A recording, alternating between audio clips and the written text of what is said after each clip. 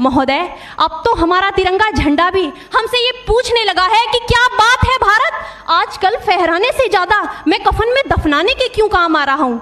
महोदय, हृदय तो उस दिन फट गया जब बूढ़ी माँ अपने बेटे के चिथड़ों को देखकर बोली कि साहब, आप तो भर्ती में 1 इंच भी कम नहीं लेते, मैं आधा शरीर कैसे ले लूं।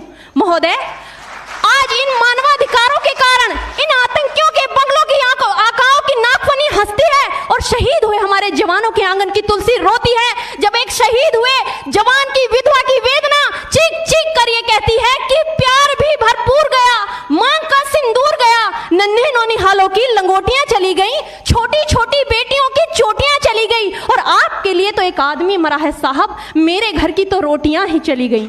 महोदय, किसी भी युद्ध को जीतने के लिए पहल करना सबसे ज्यादा आवश्यक है, क्योंकि इतिहास गवाह है कि पहल करके बड़े बड़े युद्धों के परिणाम बदल दिए गए हैं। परंतु आज मानवाधिकारों के कारण हमारे देश के जवान इस कदर बंधे हुए हैं कि अपनी ड्यूटी पर खड़े होकर भी वो आज पहल करने से डरते हैं, क्योंकि महोदय, भविष्य में उन्हें कटघरे में खड़े होने का डर सता रहा होता है।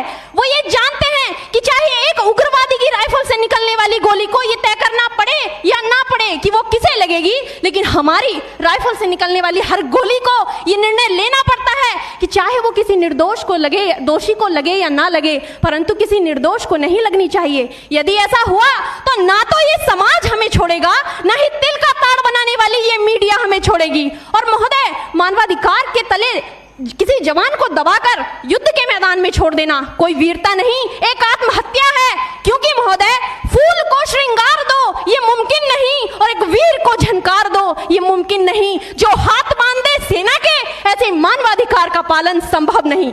महोदय, आज सत्यनिष्ठा के मार्ग पर चलते हुए भी हमारे देश का जवान इन आतंकवादियों, इन पत्थरबाजों से डरता है, क्योंकि वो जानता है कि उसकी राइफल से निकलने वाली गोली अगर टारगेट को हिट नहीं भी करेगी तो भी 400 मीटर तक जाएगी, और यदि इस बीच वो किसी निर्दोष को लग गई तो महोदय, हमें अपनी नौकरी से हाथ तक धोना पड़ सकता है।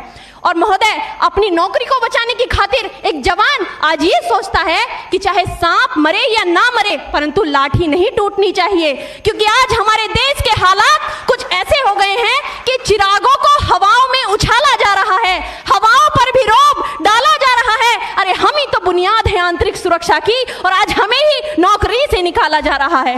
महोदय, जब पुलवामा में 44 जवान शहीद हुए, छत्तीसगढ़ में 76 जवान शहीद हुए, तो कोई भी मानवाधिकार की दुहाई देने वाला हमारे पक्ष में आकर खड़ा नहीं हुआ।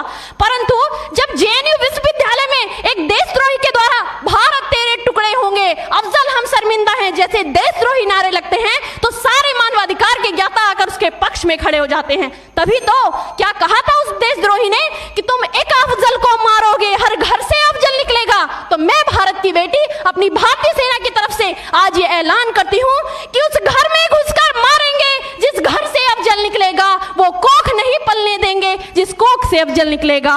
उठो देश के वीर जवानों, तुम सिंह बनकर दहाड़ दो और एक तिरंगा झंडा उस कन्हैया के सीने में गाड़ दो।